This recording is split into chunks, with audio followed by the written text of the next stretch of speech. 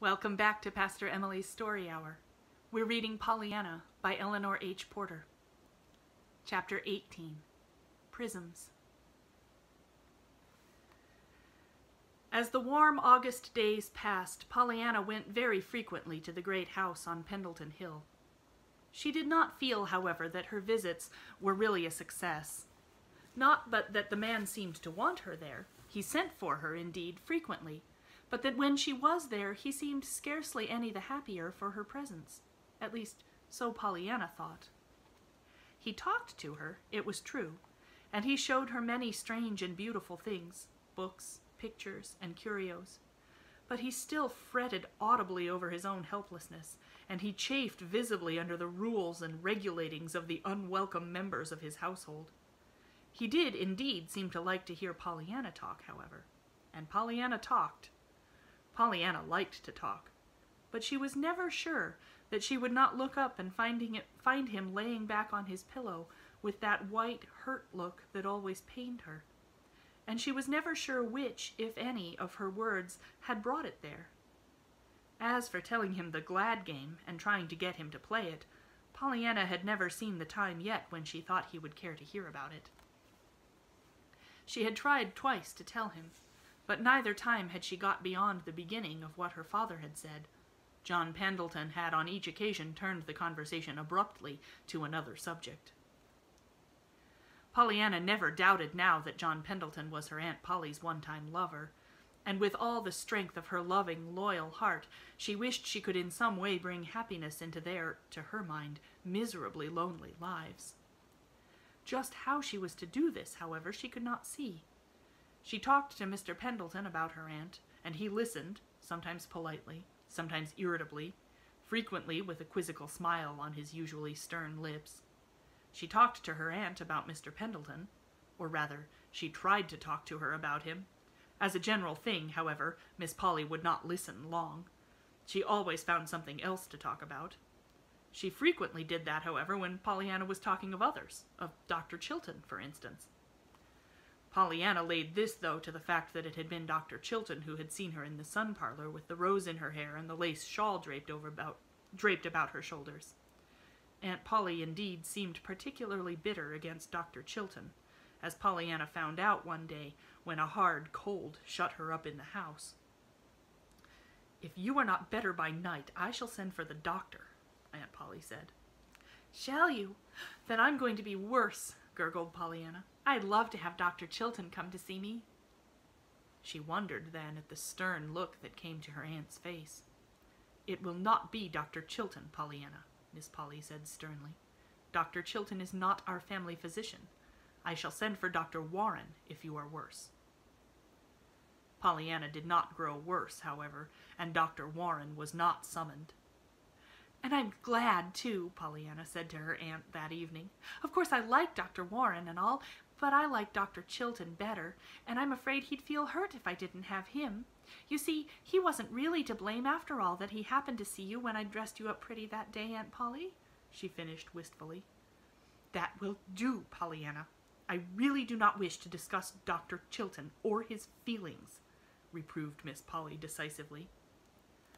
Pollyanna looked at her for a moment with mournfully interested eyes. Then she sighed. "I just love to see you when your cheeks are pink like that, Aunt Polly. But I would so like to fix your hair. Why, Aunt Polly!" But her aunt was already out of sight down the hall. It was towards the end of August that Pollyanna, making an early morning call on John Pendleton, found the flaming band of blue and gold and green edged with red and violet laying across his pillow. She stopped short in awed delight. "Why, Mr. Pendleton, it's a baby rainbow!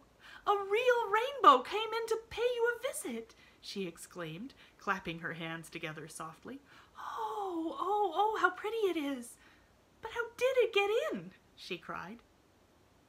The man laughed a little grimly. John Pendleton was particularly out of sorts with the world this morning. "Well, I suppose it got in through the beveled edge of that glass thermometer in the window," he said wearily. "The sun shouldn't strike it at all, but it does in the morning."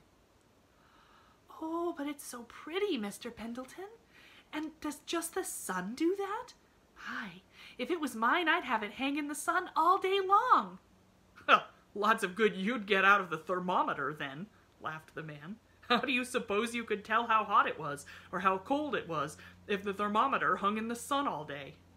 I shouldn't care, breathed Pollyanna, her fascinated eyes on the brilliant band of colors across the pillow. Just as if anybody'd care when they were living all the time in a rainbow. The man laughed. He was watching Pollyanna's rapt face a little curiously. Suddenly a new thought came to him. He touched the bell at his side. "Nora," he said, when the elderly maid appeared at the door, "bring me one of the big brass candlesticks from the mantel in the front drawing room." Yes, sir," murmured the woman, looking slightly dazed.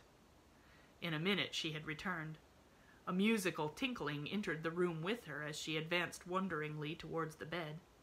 It came from the prism pendants encircling the old-fashioned candelabrum in her hand. "Thank you. You may set it there on the stand," directed the man. "Now, get a string and fasten it to the sash curtain fixtures of that window there.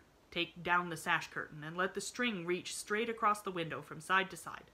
That will be all. Thank you," he said, when she had carried out his directions. As she left the room, he turned smiling eyes toward the wondering Pollyanna. "Bring me that candlestick now, please, Pollyanna." With both hands she brought it, and in a moment he was slipping off the pendants one by one until they lay, a round dozen of them, side by side on the bed. "Now, my dear, suppose you take them and hook them to that little string Nora fixed across the window. If you really want to live in a rainbow, I don't see but what we'll have to have a rainbow for you to live in." Pollyanna had not hung up 3 of the pendants in the sunlit window before she saw a little of what was going to happen. She was so excited that she could scarcely control her shaking fingers enough to hang up the rest. But at last her task was finished, and she stepped back with a low cry of delight. It had become a fairyland, that sumptuous but dreary bedroom. Everywhere were bits of dancing red and green, violet and orange, gold and blue. The wall, the floor, and the furniture, even the bed itself, were aflame with shimmering bits of color. Oh, how lovely!" breathed Pollyanna. Then she laughed suddenly. "I reckon the sun himself is trying to play the game now, don't you?" she cried, forgetting for a moment that Mr. Pendleton could not know what she was talking about. "Oh, how I wish I had a lot of those things. How I would like to give them to Aunt Polly and Mrs. Snow and lots of folks. I reckon then they'd be glad, all right. Why, I think even Aunt Polly'd get so glad she couldn't help banging doors if she lived in a rainbow like that. Don't you?" Mr. Pendleton laughed. "Well, from my remembrance of your aunt, Miss Pollyanna, I must say I think it would take something more than a few prisms in the sunlight to make her bang many doors for gladness. But come now, really, what do you mean?" Pollyanna stared slightly. Then she drew a long breath. "Oh, I forgot you don't know about the game. I remember now." "Suppose you tell me, then." And this time Pollyanna told him. She told him the whole thing from the very first, from the crutches that should have been a doll. As she talked, she did not look at his face. Her rapt eyes were still on the dancing flecks of color from the prism pendants swaying in the sunlit window. "And that's all," she sighed when she had finished. "And now you know why I said the sun was trying to play it. The game." For a moment there was silence. Then a low voice from the bed said unsteadily, "Perhaps, but I'm thinking that the very finest prism of them all is yourself, Pollyanna." "Oh, but I don't show beautiful red and green and purple when the sun shines through me, Mr. Pendleton." "Don't you?" smiled the man. And Pollyanna, looking into his face, wondered why there were tears in his eyes. "No," she said. Then, after a minute, she added mournfully, "I'm afraid, Mr. Pendleton, the sun doesn't make anything but freckles out of me.